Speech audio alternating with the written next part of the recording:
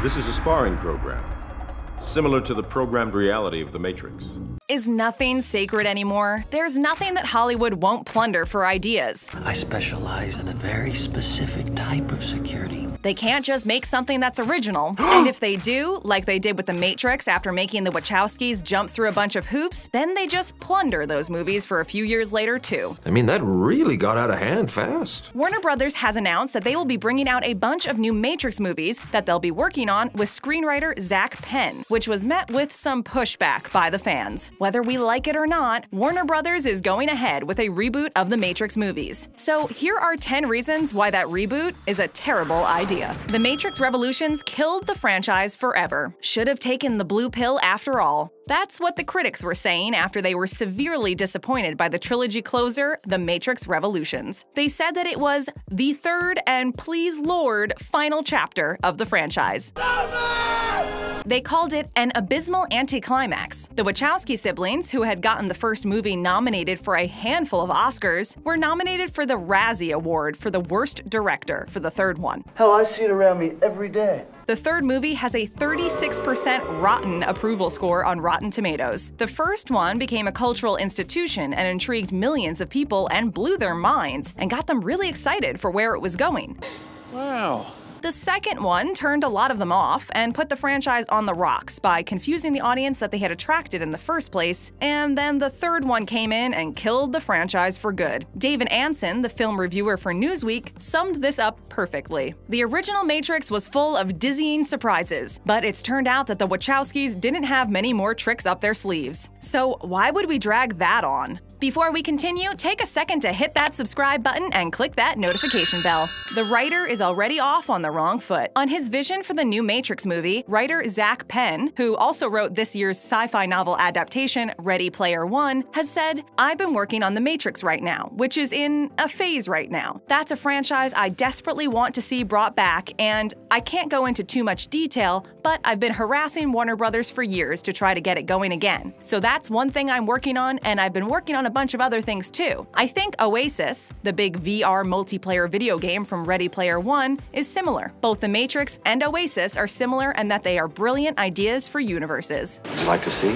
Ready Player One was great, but it was just a light and breezy popcorn movie with a ton of pop culture references and a very stereotypical view of games. The Matrix is so much heavier and deeper and more philosophical than that. They both have very different tones and styles and atmospheres and feels. You can't just do a Ready Player One in the world of The Matrix any more than you could do a Guardians of the Galaxy in the world of Star Wars, which is what got Phil Lord and Christopher Miller fired from Solo, A Star Wars Story, and should get Zak Penn fired from the Matrix reboot if they do decide to go ahead with it. It's okay? No. You're fired, Chris. A Matrix reboot won't make as much money as they think it will. If Warner Brothers makes a reboot of the Matrix franchise and pumps a budget of $200 million or so into it, where's the money, Lebowski? It will not be nearly as financially successful as they think it will. See, science fiction is all about social relevance. Movies that were popular or successful at a certain time will not necessarily still be popular and successful whenever you feel like bringing out a random reboot or sequel or prequel or whatever. Just look at Blade Runner. While it failed at the box office initially, it did manage to find a cult audience throughout the 1980s. This is Eddie, old friend of JF. Oh. And a sequel may have been successful then, but the studio missed the boat, and when they finally did make a sequel last year, Blade Runner 2049, it cost them $185 million to make. Never seen it.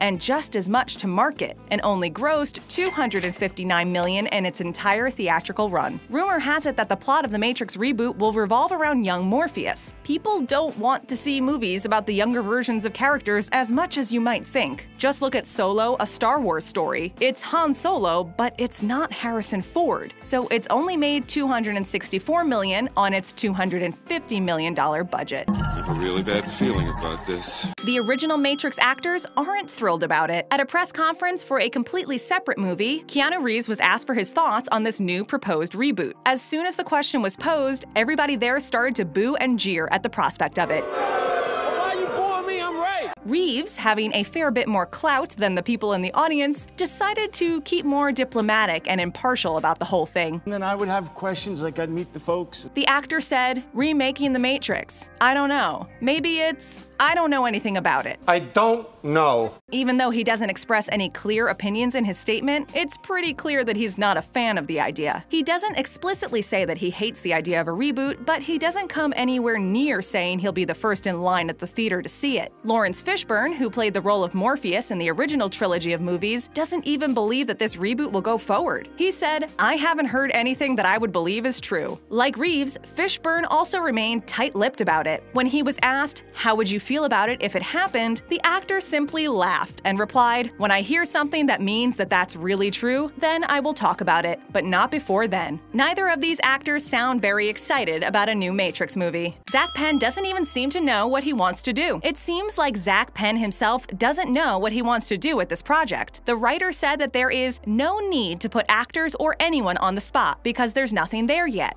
Thank God. No reboot or reimagining, no recasting involved. If it's not a reboot and it's not a remake and the original actors aren't playing their roles and no one else will be playing their roles, then what actually is it? What? Penn also said, "Can't comment on the new movie yet except to say that the words reboot and remake were from an article. Let's stop responding to inaccurate news." It seems like the writer will do anything to avoid using the term reboot to describe this project, but by definition, it is a reboot. It's taking an old movie franchise and injecting it with the steroids of a new cast and new stories in order to keep it going and bring in more money every couple of years, just based on the slightest bit of brand recognition that they can use. That's what a reboot is. Star Wars: The Force Awakens was the next chapter of a wider story and a sequel that continued on from a previous movie, but it still was, by definition, a reboot. We've seen Michael B. Jordan in a reboot before. All we've heard about the casting of this movie is that they want Michael B. Jordan to star in it as a younger iteration of the Morpheus character. Let's do this. Let's do this. We also know that none of the original cast members want to be a part of it, as they have all told us. So what we have is a reboot movie starring Michael B. Jordan. But we've seen a reboot movie starring Michael B. Jordan and none of the original cast members before. And it was dreadful. Fantastic Four was just awful. It was honestly one of the worst movies ever made. That's not an exaggeration. Jordan's acting in that movie was nominated for a Razzie. We should use these powers to do something. They're not powers. They're aggressively abnormal physical conditions that we're gonna... The movie was panned without remorse by the critics, whose reviews gave it a dismal approval score of just 9%. It bombed terribly at the box office, grossing just $167 million worldwide on a whopping production budget of $155 million, and thanks to its critical and financial failure, all the future plans for sequels and spin-offs had to be scrapped. Wake up! She was Be professional. Is that the plan with the Matrix reboot? The Matrix isn't as big as Star Wars. One of the biggest problems with making a reboot of the Matrix franchise that will expand across a bunch of spin-off movies and prequels and sequels and whatever else they want to do— No! God, please, no! No! No! No! is that the Matrix franchise isn't really big enough to launch a cinematic universe on the scale of Marvel or DC or Star Wars. The endless Star Wars spin-offs work because we're used to that world and those characters. We're interested in a movie about a young Boba Fett. We're interested in a movie about a young Obi-Wan. But will people beyond the die-hard fans of the franchise even be interested in watching a movie about a young Morpheus?